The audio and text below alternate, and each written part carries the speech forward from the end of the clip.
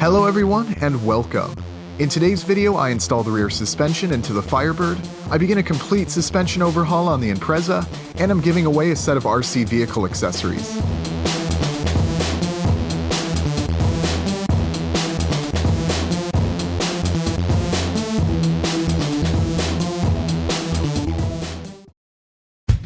The Firebird drift build is back. Welcome everyone to the first update of this rather unique RC build. First off, I want to thank you all for making the last video I made featuring this project absolutely blow up. I've received so much interest in this project and a ton of comments and support from so many of you. It blows my mind and, to be honest, has even added a bit of pressure to this build. There's no instructions, warranty, or guarantees when building a unique scratch-build RC car like this, and now with so many people watching and eager to see this car drifting on point, my desire to get this thing built and dialed in is stronger than ever. Before I dive back into this build, I want to do a quick recap on this project and answer a few questions that I was frequently asked in the previous video. This project started when I wanted to build an RC drift car using a 1/24th scale plastic model as a base. So I ended up choosing this 1991 Pontiac Firebird you see here, which I got for dirt cheap on eBay. It turned out that an axle I had built for a custom drag car fit perfectly onto the Firebird, so I decided to use it even though a solid axle won't allow for much adjustability. From there I went ahead and disassembled the car into its individual pieces and sized up some of the components I'll be using. I was pleased to discover that the car seems to be a great platform for a custom RC conversion. It's got a great one-piece chassis and it's pretty roomy. In fact, I'm hoping I'll be able to keep the interior tub fully intact. I do want to add as much scale realism to this car as possible, but if I have to make some sacrifices here and there, it's no big deal. This project, like most vehicles I build, is not meant to be a shelf queen. I build custom cars like this because I enjoy the processes involved in their creation, and I enjoy driving them as well. I got a ton of questions in the previous video where I introduced this project. I always try to answer as many questions as I can, as well as respond to as many comments as possible. However, with the large quantity of comments I've received recently, it's hard to respond to them all, so I'm going to address a few here that were asked the most. The first being all the questions regarding the rear axle I'm using. As mentioned in the previous video, the axle is custom made by me. Everything aside from the shafts and bearings are 3D printed. I do plan on selling these axles along with a chassis kit in the future. Right now, more design revisions and testing needs to be done before I'm ready to start offering these axles for sale. I talked a little bit about this in more detail in the 2017 look back video. I'll be sure to keep you all up to date both here on the channel as well as on the other social media platforms. Another question I received was why I chose a 91 Firebird for this build.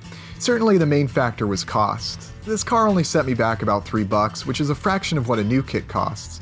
And even though it was already partially assembled when I got it, it came apart without too much trouble and all the parts I need are in great shape. I do like the look of these cars, although it's certainly not my first choice of vehicle for a drift build, but around here finding super cheap model kits of Nissans, Toyotas, Mazdas, and cars more commonly associated with drifting is more difficult. Sure, I could buy a new kit, but with the experimental nature of this kind of RC build, I'd rather start with a dirt cheap model as a base rather than dumping 20, 30, 40 bucks on a new Tamiya or Fujimi kit, and have that build end up being a flop. For future builds, I will definitely be going with one of those kits as a base. In fact, I've already begun a build using a brand new Tamiya kit, but more on that later. For now, I'm going to keep it simple and keep it cheap, and work my way to better and more expensive builds as I get a bit more experience with these kinds of projects. Plus, using a Firebird as a base makes this project even more unique and one of a kind. Speaking of the Firebird, I asked you guys for some suggestions on how I should go about modifying the appearance of the car in the last video. I got a ton of comments, and you guys have some great ideas. Here's where I'm at right now as far as the appearance.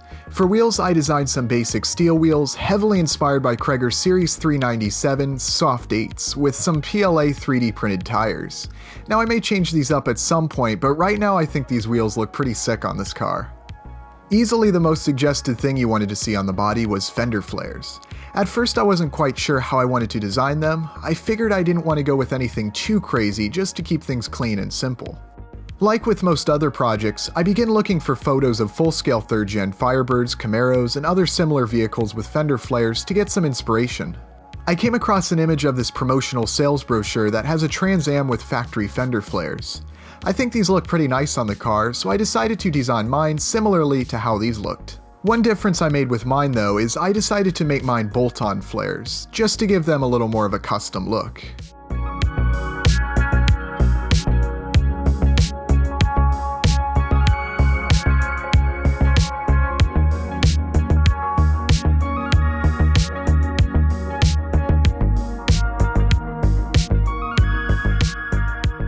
I really like how they look on the car. These are just a test set of flares. I'm going to be reprinting them using different settings and support structure to help get them looking a little bit better. I also made this LS engine topper for the motor. Not sure how scale I'll be able to make the engine bay look, but regardless, I think it looks pretty cool. Moving on to the rear suspension, I needed to mount the trailing arm ends to the chassis. In order to give myself a good place to glue them on, I wanted to first cut and sand away the mounts that are molded into the chassis piece. I started with some sharp Tamiya side cutters and began cutting away the mounts.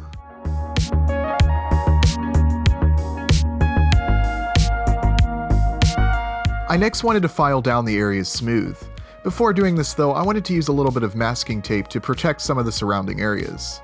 The matte black finish on this chassis looks pretty good, and I'd like to keep as much of it unscathed as possible. The small Tamiya flat file fit perfectly and did a great job of sanding the surface smooth.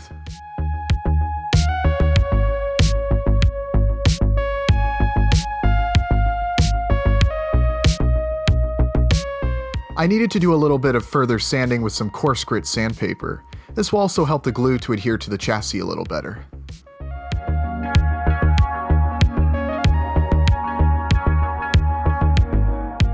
I've now got a nice flat surface on the chassis to glue the trailing arm mounts to. At this point I wanted to attach the wheels and see how everything lined up. It's looking great, although I might have to remove some material from the chassis around where the center of the trailing arm is to allow the car to sit a bit lower. Next I went ahead and glued the trailing arm mounts to the chassis. I did my best to make sure that the axle was positioned correctly. I wanted the axle to be as close to perfectly perpendicular relative to the chassis as possible. I know I could have been a little more precise about lining it up, but I think going off of sight should be good enough for this car. I just used a small dab of super glue to secure the mounts, so if the mounts need to be removed or repositioned, it's no big deal. With the trailing arm mounts in place, I moved on to the springs. I needed to install the spring mounts to the chassis. I started by placing the coil springs on the axle so I could get an idea of where I needed to place the mounts. Fortunately, the surface where I needed to place the mounts is flat, since it's basically the same spot where the springs would be on a full-size car. Of course, I will be making these springs much shorter later on. Right now I'm just using them for alignment. I secure the mounts by placing a dab of shoe goo on the chassis, then I position the mount so that it is aligned with the other mount on the axle. The shoe goo is a little sloppy and doesn't look the best, but it's thick and slow drying, allowing me to easily position the mount where I need it.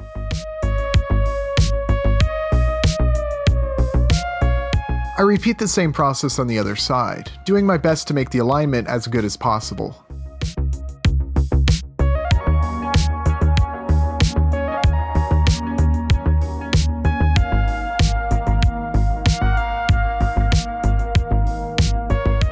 Everything seems to be looking good so far.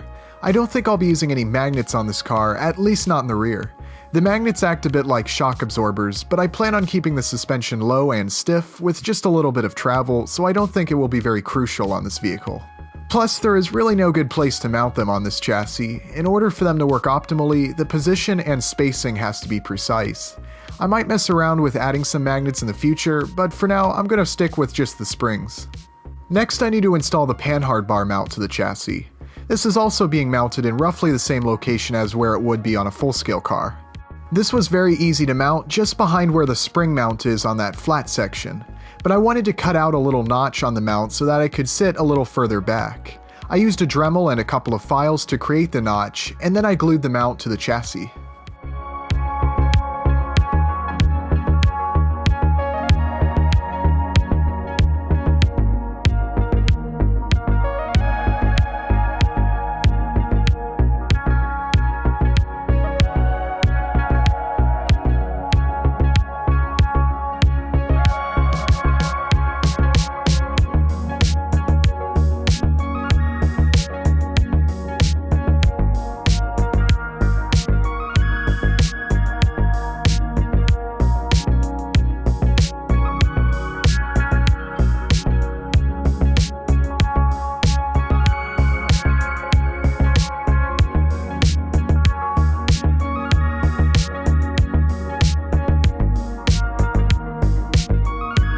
With the mount in place, I then moved on to sizing up the Panhard bar.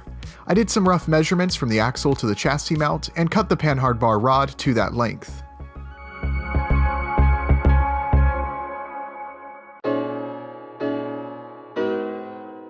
I began test fitting the Panhard bar, grinding down the rod little by little until it was the correct length. Once I got the length correct, I mounted the Panhard bar and checked for play and studied the alignment of the rear suspension.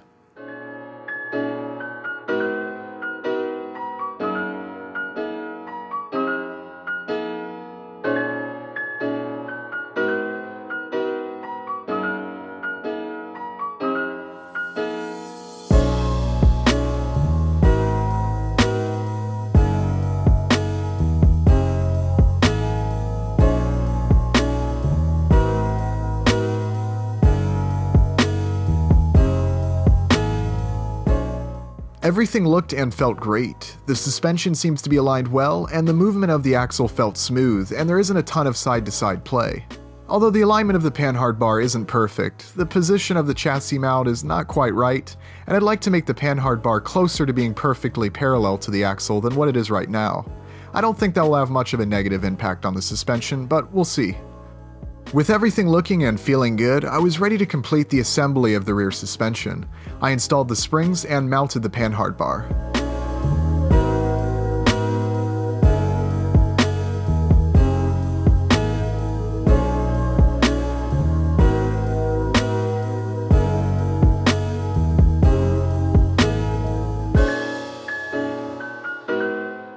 I'm really liking just how scale the rear suspension looks. Despite just placing everything in mostly by sight, the alignment as far as I can tell looks good and the suspension feels great. There's the tiniest bit of play in the axle moving from side to side and just a little bit when twisting the axle. It's not ideal, but I needed a little bit of wiggle room since I was placing everything by sight. I honestly thought there'd be a bit more play than this, so I'm pretty pleased with the result, and I don't think this play will have much of an effect on the driftability of the car. On future builds where I use a custom designed chassis, I'll be able to make the tolerances much tighter and the alignment extremely accurate. I will definitely need to remove a chunk of the chassis around where the trailing arms are in order to get the rear suspension to sit much lower. I'll also be shortening the springs a bit too. But so far so good. Next step is going to be to build the front suspension and steering linkage. I've already begun brainstorming and sketching out the design. Ideally, I want to make the front suspension a McPherson strut and a linkage type steering system since that's what the full-scale Firebirds had. I'm fairly confident I'll be able to pull it off, but if not, I've got other options as well. So earlier I showed a little teaser of this Tamiya R32 Skyline kit. I purchased this probably about a year or two ago for an RC conversion that I've yet to complete. This chassis has a 4-wheel independent suspension and all-wheel drive. Everything's been designed, all I need to do is print any remaining parts and build the chassis. It's more of a conventional RC chassis design, so whatever I build with it is not going to be nearly as scale as the Firebird. My intention was to build the Skyline body and mount it to this chassis, but now I'm tempted to do a build more similar to that of the Firebird where I design components that will fit directly onto the kit's chassis piece. I'll still build up this chassis regardless, but what I may do is either 3D print a body for it or choose a different model kit. Of course, I'll be sure to showcase the progress of each of these builds here on the channel as well as on the other social media pages.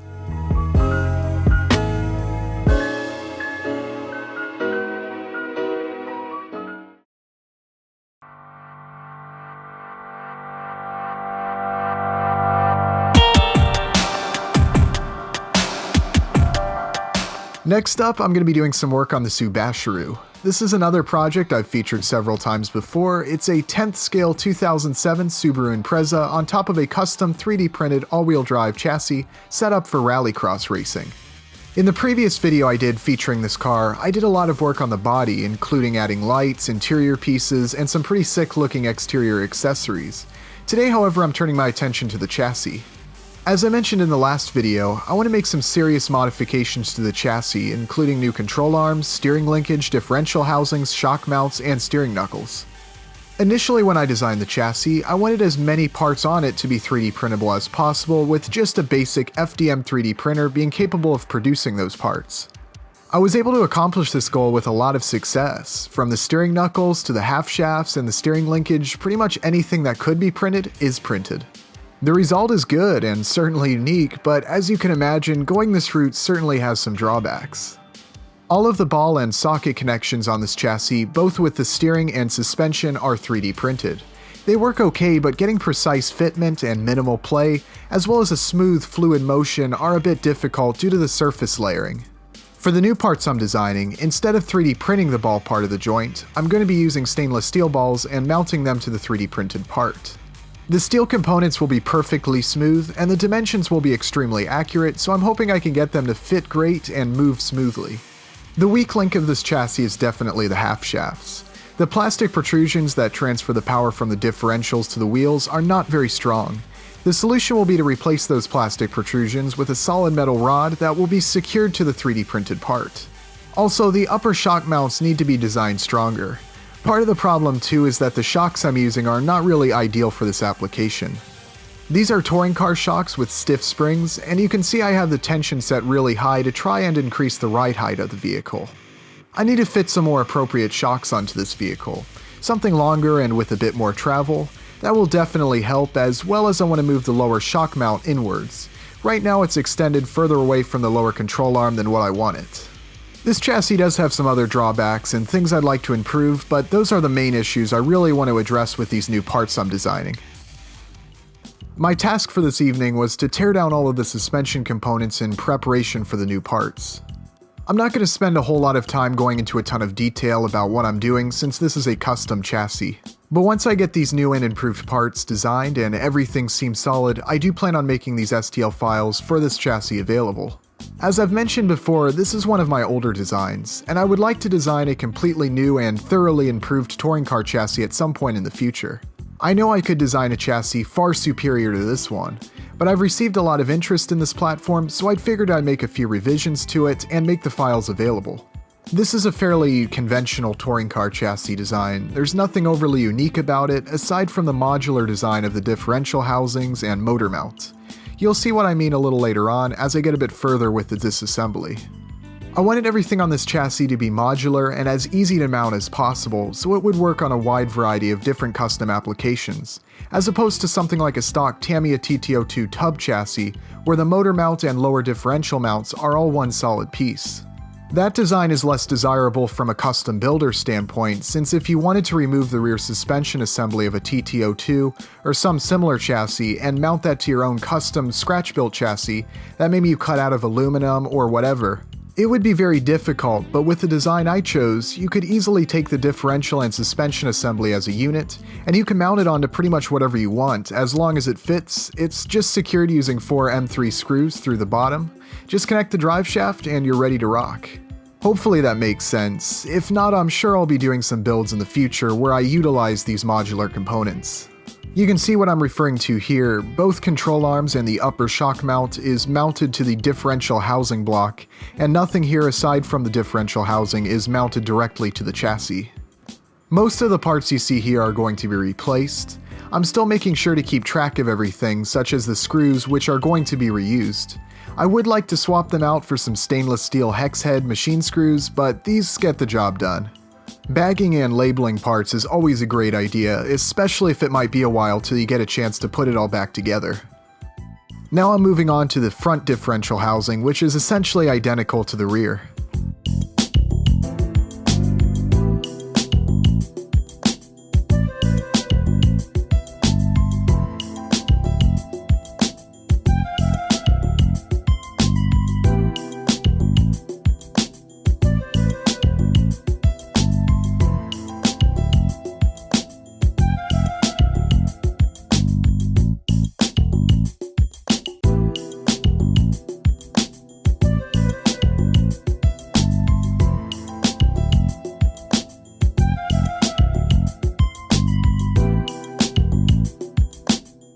I gotta say, it feels pretty nice working on a 1/10 scale car after fiddling around with that 1/24 scale Firebird.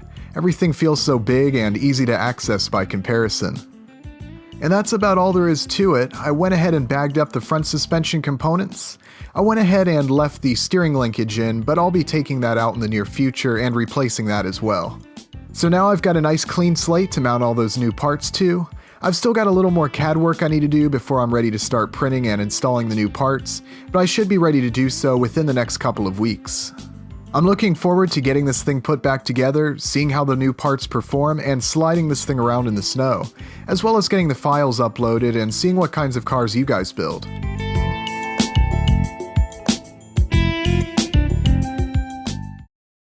To celebrate the new year and this channel passing 20,000 subscribers, I'm doing a giveaway of these custom 3D printed 1/10 scale accessories.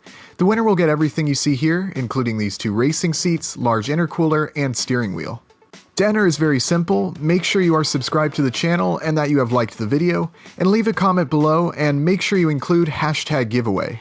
The winner will be randomly selected before February 2nd.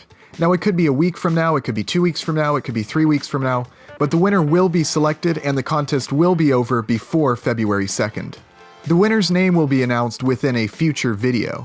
After I announce their name, the winner has 4 days from the time the video was uploaded to send me a message by clicking the About tab on the channel and then on the Send Message button. If I don't get a message from the winner within 4 days, I'll select another name. Thank you guys so much for making this channel grow and for all of the support. I'm trying out a little different format for future videos. I'm going to be uploading a new video every Friday showcasing all the progress I've made on any project during that past week, just like I did in this video. I'm going to try out this format for a little while and see how you all like it and see how I like it and make any adjustments as need be. I'll also be doing more driving videos and full build videos in addition to these weekly uploads every now and then as well. That's all for this video. Thank you all for watching. I hope you have a great day and I'll see you next time.